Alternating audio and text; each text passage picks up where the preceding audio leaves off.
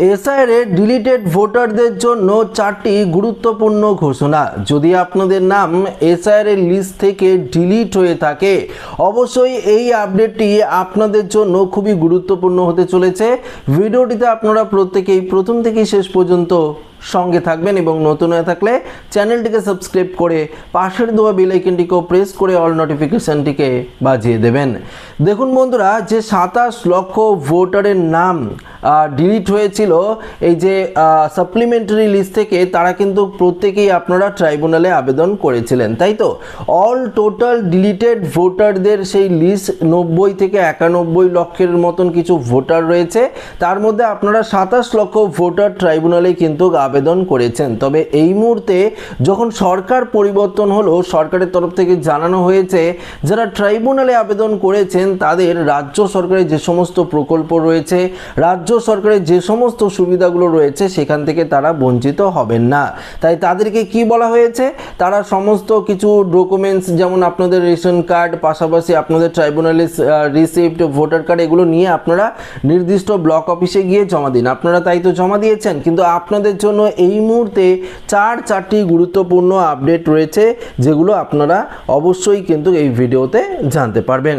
পশ্চিমবঙ্গের ভোটার তালিকার সমীক্ষা বা এসআইআর প্রক্রিয়ায় প্রায় 27 লক্ষ মানুষের নাম তালিকা থেকে বাদ দেওয়ার ঘটনায় তোলপাড় রাজ্যের রাজনীতি। এই খামখেয়ালিপনার বিরুদ্ধে এবং স্বচ্ছতার দাবিতে এবার সুপ্রিম কোর্টের দ্বারস্থ হলেন কংগ্রেস ওয়ার্কিং কমিটির সদস্য অধীর রঞ্জন চৌধুরী। দেখুন, অধীর চৌধুরীর অভিযোগ, যথাযথ শুনানি ছাড়াই কেবল সাধারণ মানুষের অজুহাতে মুর্শিদাবাদ ও মালদার মতো জেলাগুলিতে লক্ষ লক্ষ ভোটারের নাম বাদ দেওয়া হয়েছে। তাদের মূল দাবিগুলো কি রয়েছে দেখুন। প্রথমত বলেছে তৎক্ষণাৎ ব্যবস্থা, ক্ষতিগ্রস্ত জেলাগুলিতে অবিলম্বে ব্লক ভিত্তিক অ্যাপিল ট্রাইব্যুনাল গঠন করতে হবে।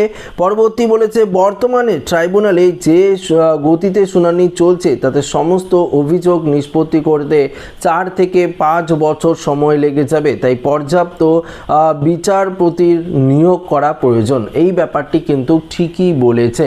দেখুন বন্ধুরা, আপনারা ট্রাইব্যুনালে প্রত্যেকে আবেদন করেছেন, এখনো পর্যন্ত কোনো রকম নিষ্পত্তি কি আপনারা পাচ্ছেন না।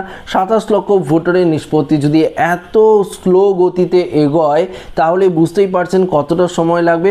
তাই অধীর রঞ্জন চৌধুরী এই প্রসঙ্গে দাবি তুলেছে যে এই এত সংখ্যক ভোটারের যদি দ্রুত শুনানি নিষ্পত্তি না হয় তাহলে এটা করতে 4 থেকে 5 বছর পর্যন্ত সময় লেগে যেতে পারে। আচ্ছা, মামলার কার্যতালিকা ও রায়ের কপি দেওয়ার জন্য একটি স্বচ্ছ ডিজিটাল পোর্টাল চালু করার দাবিও তিনি জানিয়েছেন। অ্যাপিল চলাকালীন কোনো নাগরিকের সরকারি সুযোগ সুবিধা যাতে বন্ধ না হয় তাও কিন্তু নিশ্চিত করতে হবে। এই মামলার শুনানিতে প্রধান বিচারপতি সূর্যকান্ত, বিচারপতি জয়মাল্য বাগচি এবং বিচারপতি বিপুল মুনোভাই পাঞ্চালির বেঞ্চ জানিয়েছেন স্বচ্ছ ভোটার তালিকা তৈরি করা নির্বাচন কমিশনের এখতিয়ারভুক্ত। অবৈধ ভোটারদের নাম তালিকা থেকে বাদ দেওয়ার প্রক্রিয়ায় কোনো অন্যায় নেই বলে আদালতের প্রাথমিক পর্যবেক্ষণ। তবে অধীর চৌধুরী এই আইনি লড়াই এখন ভোটারদের ভোটাধিকার রক্ষার প্রশ্নে নতুন করে জল্পনা বাড়িয়ে দিয়েছে। দেখুন বন্ধুরা, অধীর রঞ্জন চৌধুরী কিন্তু ঠিকই বলেছে। এই যে ভোটাররা রয়েছেন, যারা ডিলিটেড ভোটার রয়েছেন, তারা কোন আশায় থাকবে? তারা তো 6 নম্বর ফর্ম ফিল আপ করে জমা দিতে পারছেন না, কেননা তারা ট্রাইব্যুনালে আবেদন করেছে। তারা বারবার স্ট্যাটাস চেক করে দেখছে, বারবার অনলাইন যে সাইবার ক্যাবগুলো রয়েছে যেখান থেকে তারা অ্যাপিলেট ট্রাইব্যুনালে আবেদন করেছিল তাদেরকে বারবার জিজ্ঞাসা করছে, দেখুন তো আমার স্ট্যাটাসটি কি দেখাচ্ছে, পেন্ডিং দেখাচ্ছে না আমার নামটা উঠে গেল ভোটার লিস্টে, সেটা অবশ্যই চেক করে বারবার কিন্তু দেখে নিচ্ছে। তারা কিন্তু দেখছে তাদের নামটি পেন্ডিং রয়েছে, এখনো পর্যন্ত বেশিরভাগ নিষ্পত্তি হয়নি। কিন্তু কিছু কিছু জায়গায় দেখা যাচ্ছে যারা ট্রাইব্যুনালে আবেদন করেছেন অনেক ভোটারদের কিন্তু হিয়ারিংয়েও ডাকা হচ্ছে। কখনো ভিডিও কলিংয়ের মাধ্যমে হিয়ারিং হচ্ছে, কখনো আবার অফলাইনের মাধ্যমে যে হিয়ারিং প্রসেস সেটাও কিন্তু করার যে নোটিশ সেটাও কিন্তু যাচ্ছে।